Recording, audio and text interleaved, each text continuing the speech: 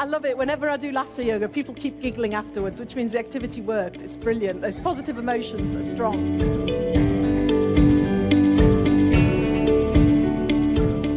So my youngest daughter, Hannah, at the age of 12, made an announcement. She said to me and my husband, "Mama, Daddy, I'm going to be a pediatric cardiothoracic surgeon when I grow up." So imagine my shock when this girl who was so driven, so determined, so ambitious, and had always been the dream pupil. You know, teachers used to tell me, she's so amazing, she's so lovely to teach. She wasn't always that lovely at home, I must say. I used to say, "Are you sure? Are you sure that's my daughter?" But at school, she was amazing. Suddenly, I was getting phone calls from school saying, "Your daughter's not interested. She's crossing her arms. She's physically turning her backs to the teachers."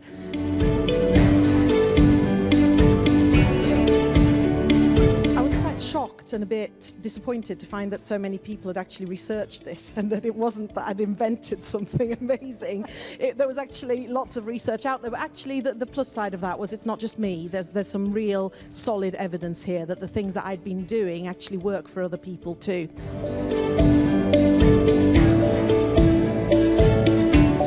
Yes, she wanted a hug. So she wanted to tap into that positive emotion of love and that character strength of love. She needed that closeness. So I hugged her and I cried a lot. And then she said something that needed no interpretation. She went, "I know."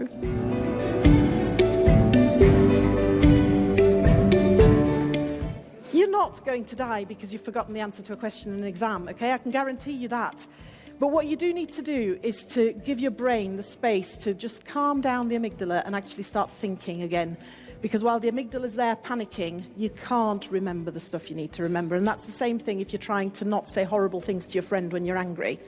Okay, you just need to calm down the amygdala and get the thinking part of your brain engaged. So we're going to do that now. When you think about your lives, and if you think about times when things maybe get a little bit difficult, a little bit challenging, or even a lot challenging, think about what strengths you have and really work on those and tap into those strengths, because it will really help you. And when I talk about positive emotions, I don't mean that some emotions are good and some are bad. All emotions are valid and valuable. It was horrible. She nearly didn't survive the surgery. It took her about 4 weeks, and it was very touch and go. But there were moments where we couldn't stop laughing through that time, and we really tapped into that.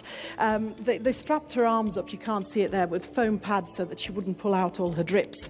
And what they'd inadvertently done is taken a baby who just had a lot of anaesthetic, and we can sometimes get a little bit feisty when we've had a lot of anaesthetic, and they'd weaponized her arms. In a system that is so imperfect, in a system that is really not set up for us to focus on well-being, in a system that has all these inequalities and that is excluding people and all of that, that actually, where there is a will, there is definitely a way. One teacher, he wasn't in any kind of leadership position as a formal leadership position, but my goodness, was he a leader. One person, and he just got everybody to put kindness on the agenda, to do kind acts, to notice kind acts, to tell other people when they'd seen kindness. And he really changed that culture as one person. If I was to look into the future and my dream of, you know, what do I want education to be? Well, I would like it to be that we don't have to say positive education or character education, but that education just means all of those things, because we've brought it back. Lovely.